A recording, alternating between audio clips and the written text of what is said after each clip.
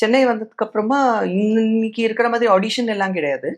But அவர் வந்து just photographs எல்லாம் எடுத்தாங்க. விஜய் மேனன்ங்கிற அவர் தான் அதுல ஹீரோ. சேம் டைம் பாம்க்ரோவ் ஹோட்டல்ல நாங்க வந்து சென்னையில இருக்கும்போது தான் நம்ம கங்கையாமரன் சார் வந்து வந்து பன்னீர் புஷ்பங்கள் இந்த மாதிரி ஒரு ஸ்கூல் ரோல். அது வந்து பெர்ஃபெக்ட் ரோல் எனக்கு. ஏன்னா நானும் அந்த டைம்ல ஸ்கூல் படிச்சுட்டு எந்த ஸ்டாண்டர்ட் படிச்சிட்டு இருந்தீங்க நீங்க? சும்மா 11th or 11th. yeah, okay. yeah. So இது கூட அப்ப அதே சேம் ஏஜ் குரூப்ல இருக்கிற ஒரு கேரக்டர் பன்னீர் புஷ்பங்க. நான் சொன்ன மாதிரி என்னோட ஏஜ் குரூப் ரைட். ஸோ அந்த கேரக்டர் கூட அந்த மாதிரி தானே. It's like school going girl. அப்ப அந்த ஏஜோட இன்ஃபேச்சுவேஷன் ஸ்கூல் யூனிஃபார்ம். அது வந்து எங்களுக்கு வந்து காஸ்டியூம் கூட டைரக்டா வருதே யூனிஃபார்ம் தானே. ஸோ எங்களுக்கு வந்து புதுசாவே அந்த மாதிரி காஸ்டியூம் போடணுங்கிறதே கிடையாது. ஏதோ ஸ்கூல் போற மாதிரி தான் இருந்துச்சு.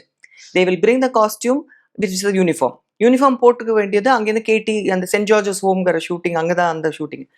இன்ஃபேக்ட் அந்த ஸ்கூலோட பிரின்சிபல்கே கன்ஃபியூஸ் ஆயிடுச்சு. நாங்க எல்லாம் இருந்தோமா, அவர் வந்து what are you doing go to class அப்படின்னாரு. சார் நாங்க வந்து ஆக்ட் பண்ண ஓ ஐம் ரியலி சாரி.